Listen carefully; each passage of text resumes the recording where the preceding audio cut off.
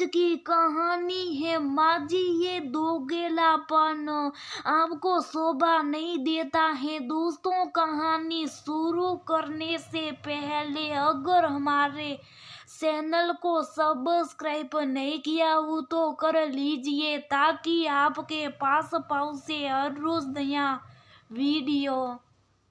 सभी चेहरे पर मुखौटा ओढ़े रहती है, सामने कुछ और पीठ पीछे कुछ। ऐसी एक कहानी है रीना की। आज सुबह से रीना की तबीयत ठीक नहीं थी, फिर भी रोजाना के जैसे वह घर के काम में लग गई। सिर दर्द के साथ साथ सारे शरीर में कुछ कमजोरी सी महसूस हो रही थी, लेकिन क्या करे, किससे कहे। घर सासू माँ से कहूंगी तो वो वही ताने सुना देगी। इससे अच्छा जैसे भी बल पड़े खुद ही सारा काम कर लेती हूँ। वो थोड़ी हिम्मत करके अपने आप को संभालते हुए रसोई में गई और सभी के लिए नाश्ता और चाय बनाने की तैयारी करने लगी। नाश्ता तैयार करते वक्त न जाने कब और कैसे रीना धड़ाम से गिर पड़ी। उसके साथ साथ कुछ बर्तन गिरने की आवाज सुनकर रवि अपने कमरे से दौड़ आया और रीना को रसोई में बेहोश देखकर घबरा गया। उसके सिर पर हाथ रखा तो सिर आग की तरफ देख रहा था। इसे तो तेज बुखार है। रवि ने उसे अपनी गोद में उठाया और अपने कमरे में ले गया। फिर रवि ने अपनी माँ को आवाज लगाई, अरे माँ जल्दी आओ, देखो रीना को क्या हो गया है। रवि की आवाज सुनकर माँ मोहिनी भी आ गई। क्या हुआ, रवि की माँ ने कहा। रवि ने बिना वक्त गवाए डॉक्टर को बुलाया। डॉक्टर ने रीना को कुछ दवा दी जिससे उसे होश आ गया। होश आते ही साथ में डॉक्टर ने कहा, घबराने की कोई जरूरत नहीं, बस कमजोरी और बुखार की वजह से चक्कर आ गए थे। लगता है ये अपना ठीक तरीके से ध्यान नहीं रखती है, समय से खाना और नींद ठीक से नहीं लेती है, जिस वजह से कमजोर है। आप इन्हें कुछ दिन आराम करने दीजिए, डॉक्टर ने कहा। रवि भी डॉक्टर की बात सुनकर रीना को बहुत डांटने लगा।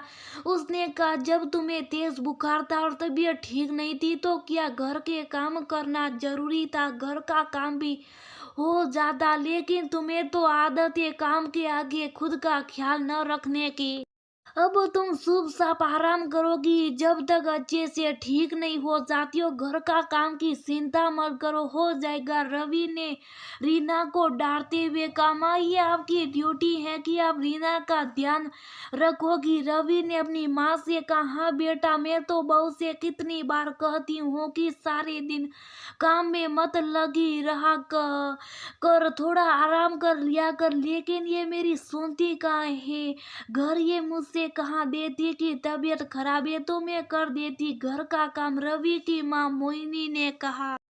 रीना अपनी सास की सुबड़ी बातें सुन रही थी। कितनी जल्दी चेहरे पर मुखौटा लगा लेती है सासू माँ। आज रवि के आगे इनका असली चेहरा लाना ही होगा। रीना ने हिम्मत करके कहा, क्यों झूठ बोलती हो माँ जी, ये दोगेलापन आपको शोभा नहीं देता है। रोजाना घर सुबह जागने में देर हो जाती है तो आपके ताने शुरू हो जाते हैं कि एक हम थे जो सुबह 3 बजे उठ जाते थे, सुबह अंधेरी साकी सलाकर आटा पीसते थे, घर से कोसों दूर नल था उस पर से पानी भरकर लाते और बीमार होना तो जानते ही नहीं थे।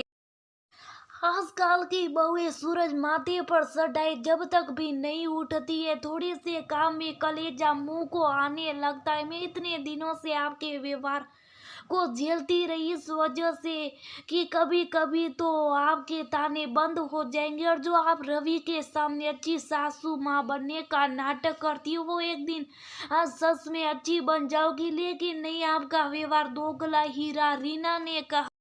ये सब सुनकर रवि सो गया। माँ आप और ये सब, रवि ने कहा। बेटे के सामने मोहिनी जी की पोल खुल जाने के कारण वो शर्मिंदगी महसूस करने लगी और रीना से माफी मांगने लगी कि मुझे माफ कर दे, गलती मेरी है, मुझे समय के साथ बदल जाना चाहिए।